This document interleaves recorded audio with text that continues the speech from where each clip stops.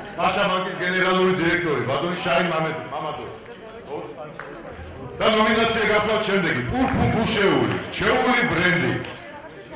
გამარჯვებული გახდა იფქლი. პრიზი გადაეცემა კომპანია იფქლის გენერალური დირექტორის მოადგილეს ბაქარ ბაკურაძეს.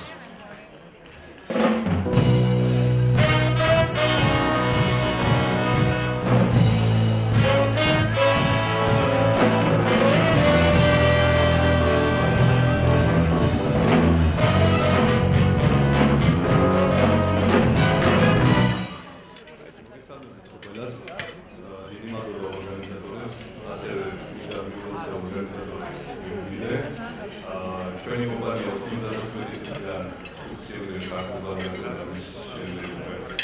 პოლიციური ვითარდება და 75 დასახელების გემრიელ და ხარისხიან პროდუქტებს თავაზობს ქართულ მომხმარებელს.